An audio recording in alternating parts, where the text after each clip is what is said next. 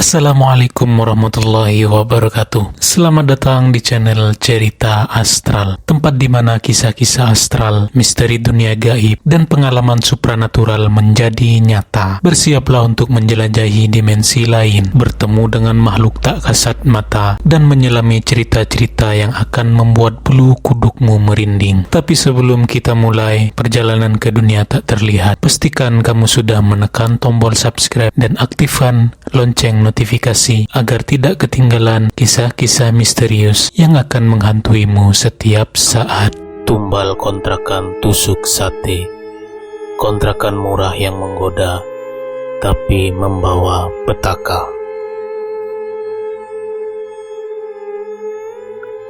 Malam itu, hujan gerimis membasahi aspal jalanan kecil di pinggiran kota.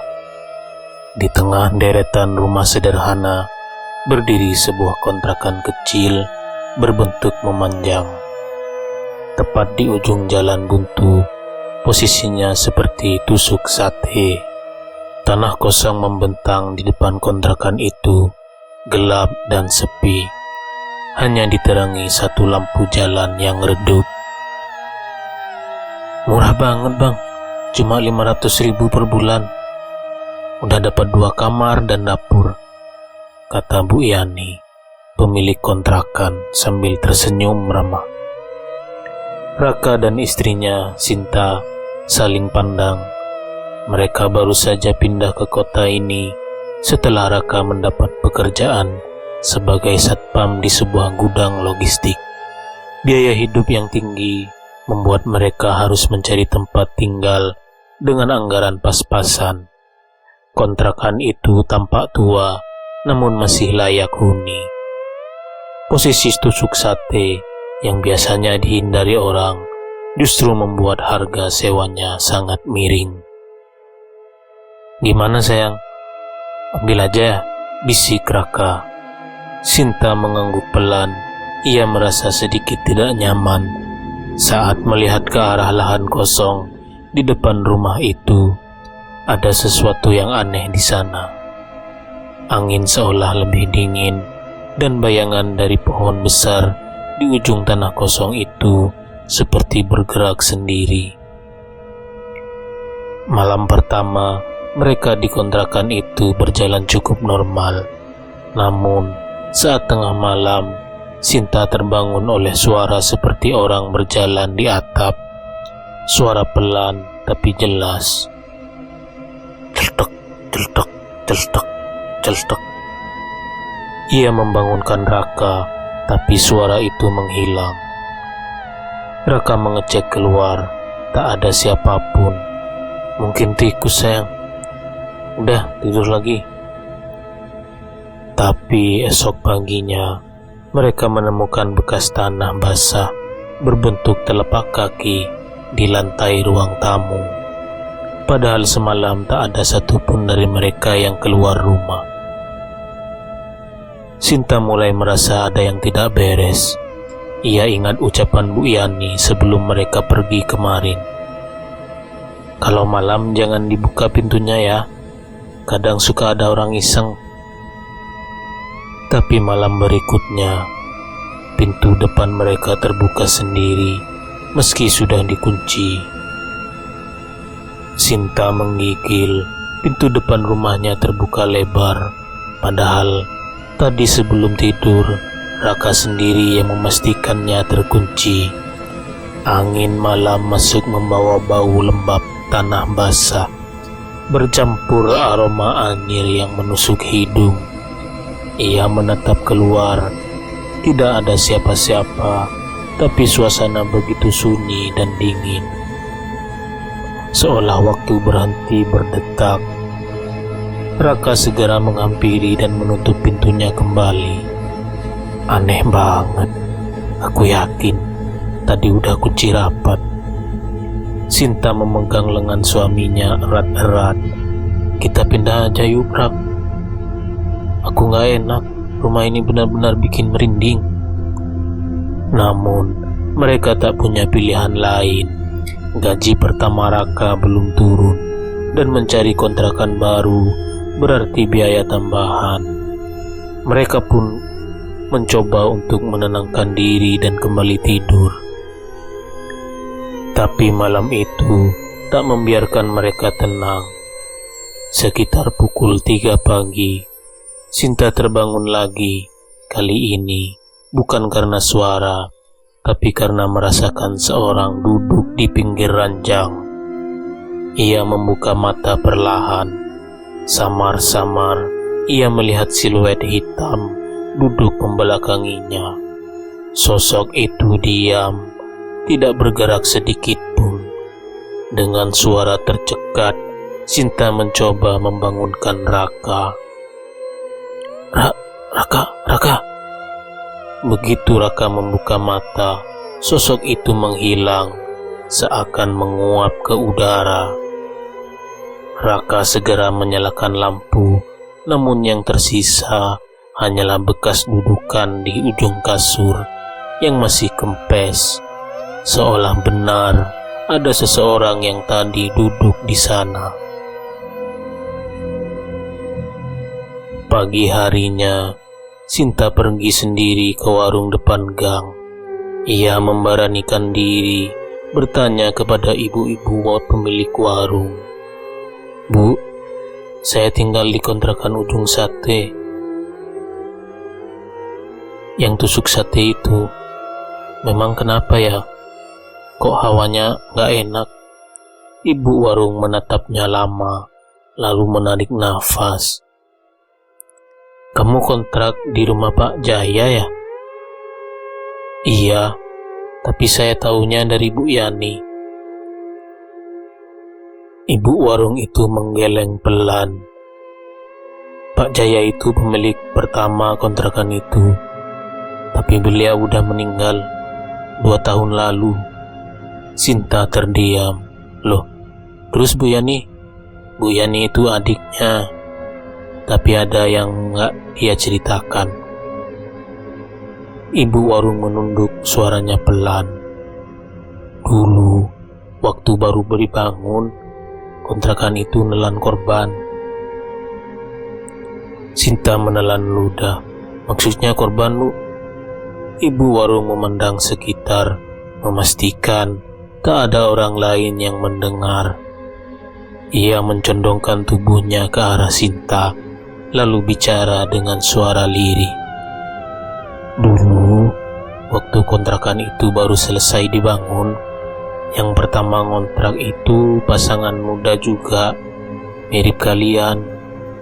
Baru 2 minggu tinggal, si suaminya tiba-tiba sakit keras, tubuhnya kurus kering.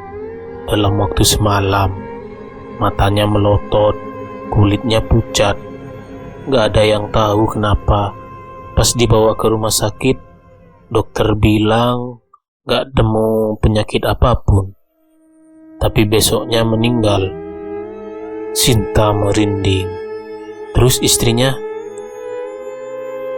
"Gak lama setelah suaminya meninggal, istrinya mulai teriak-teriak tiap malam.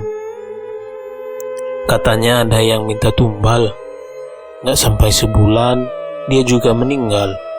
Dan sejak itu, setiap ada yang tinggal di situ, pasti ada yang celaka. Entah sakit mendadak, kecelakaan, bahkan ada yang hilang tanpa jejak." Sinta merasa lemas. "Kenapa masih disewakan ya, Bu?" Ibu warung menghela nafas. Keluarga pemilik kontrakan bilang mereka nggak percaya hal-hal mistis, tapi warga sini udah tahu kontrakan tusuk sate itu bukan tempat biasa. Letaknya yang langsung menghadap jalan buntu, katanya jadi jalur makhluk dari alam lain. Dan tempat kosong di depannya itu dulunya kebun angker, tempat orang zaman dulu buang sesajen. Sinta pulang dengan langkah goyah. Sesampainya di rumah, ia langsung menceritakan semuanya pada Raka. Wajah suaminya tegang, tapi ia berusaha tenang. "Kalau memang benar rumah ini minta tumbal, berarti Selama ini kita sedang diawasi, gumam Raka pelan. Malam itu, keduanya tidak bisa tidur. Mereka duduk di ruangan tengah, lampu menyala penuh sambil membaca doa-doa sebisanya. Jam menunjukkan pukul 2.47 saat terdengar suara ketukan di pintu. Tok tok tok, tok tok tok. Pelan, teratur dan menyeramkan. Ketika Raka mendekat untuk mengintip, matanya membelalak. Di balik cerah tirai, ia melihat sosok tinggi besar, berjubah hitam, berdiri diam. Wajahnya gelap tertutup kain, tapi dari celah matanya menyala merah seperti bara api. Tiba-tiba lampu rumah padam, dan dari arah dapur terdengar suara cekikikan perempuan. Dalam gelap, Sinta menjerit pelan sambil meraba-raba mencari tangan Raka. Nafasnya memburu, tubuhnya gemetar hebat. Cekikikan itu masih terdengar pelan, serak, seperti suara perempuan tua yang menahan tawa di balik kemarahan. "Raka, siapa itu? Siapa yang ketawa?" bisik Sinta panik. Raka mencoba bersikap tenang, walau jantungnya nyaris copot. Ia meraih senter dari laci dan menyalakannya. Sorot cahaya itu menembus ruang tamu menuju dapur yang gelap. Tak ada apa-apa, tapi cekikikan itu kini berpindah dari arah kamar mandi. Pelan-pelan Raka melangkah maju dengan senter di tangan.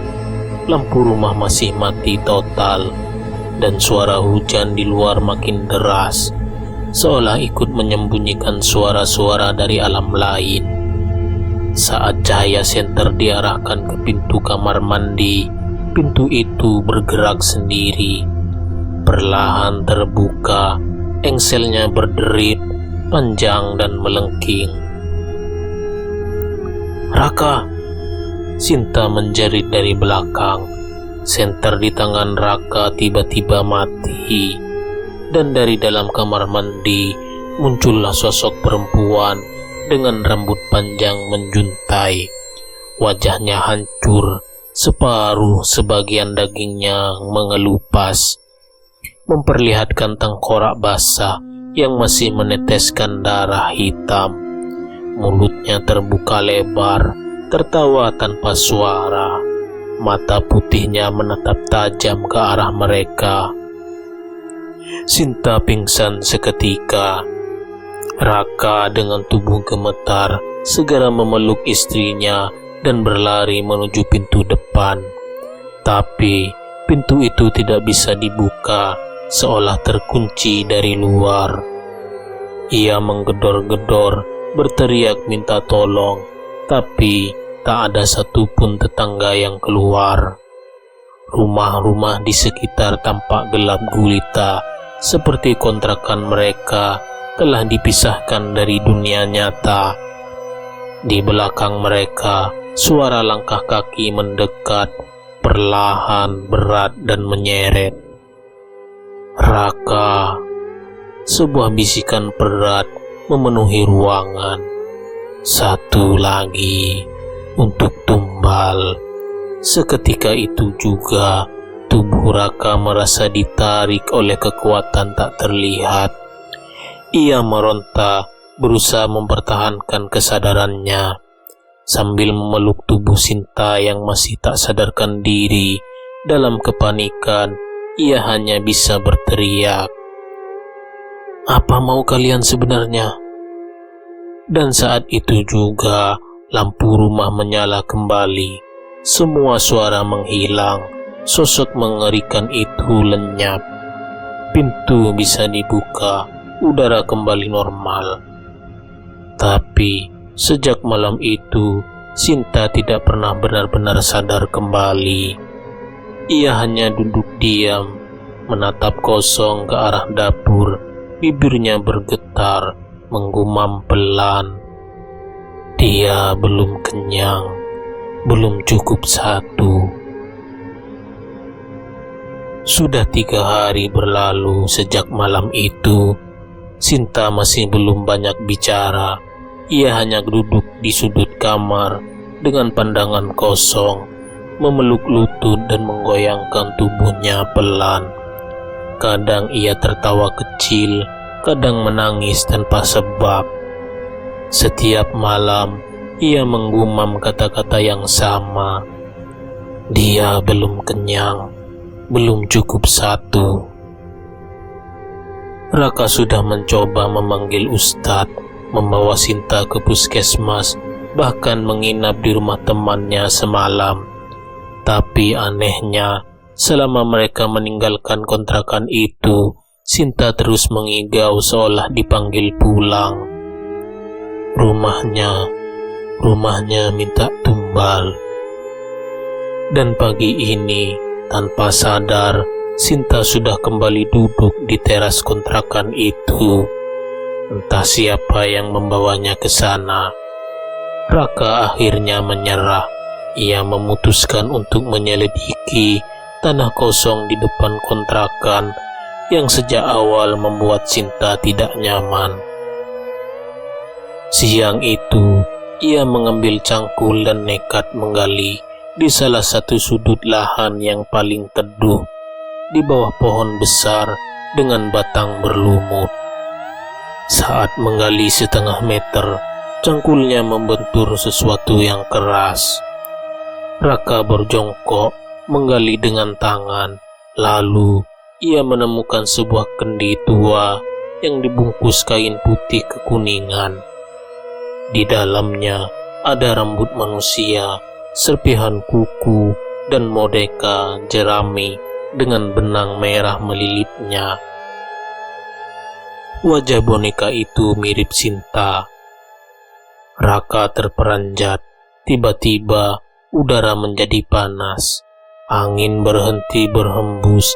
Langit cerah berubah kelam seperti sore meski baru jam 1 siang. Dan dari sudut tanah kosong muncullah bayangan tinggi besar dengan tubuh seperti asap hitam. Matanya merah dan suara berat bergema. Kau menemukan rahasiaku, maka kau harus menggantikannya. Raka mundur, cangkulnya terjatuh. Bayangan itu bergerak cepat, menerjang Raka dan menembus tubuhnya.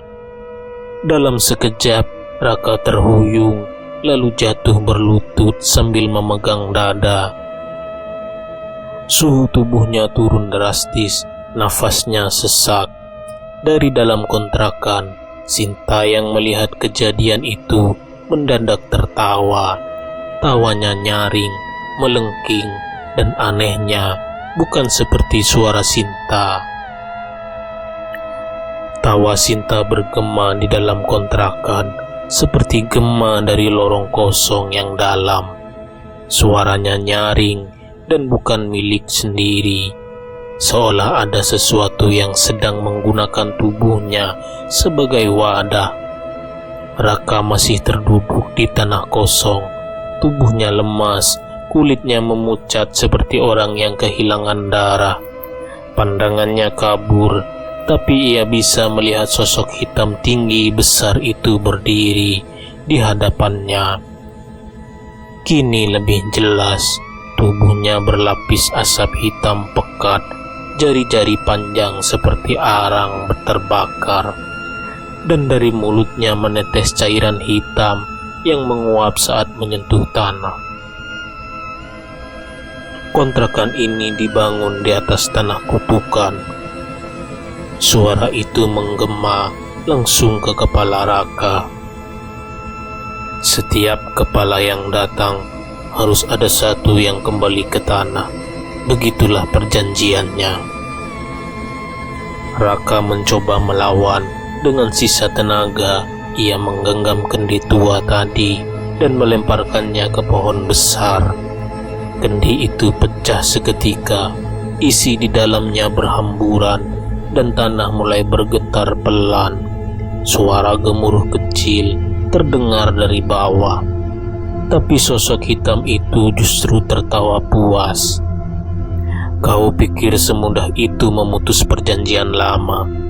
Aku tidak butuh benda itu, aku butuh jiwa.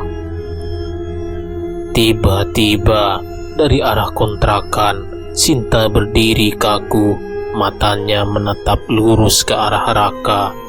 Lalu kakinya melangkah sendiri, pelan namun mantap, seolah sesuatu sedang mengendalikannya dari dalam. Dan saat ia berbicara, bukan suara Sinta yang keluar, melainkan suara perempuan tua, serak dan dingin. Sudah kubilang, belum cukup satu. Raka tahu istrinya tidak lagi sadar. Ini bukan gangguan biasa. Ini bukan sekedar rumah angker. Kontrakan tusuk sate ini menyimpan rahasia kuno, sebuah perjanjian tumbal dengan makhluk dari alam gelap.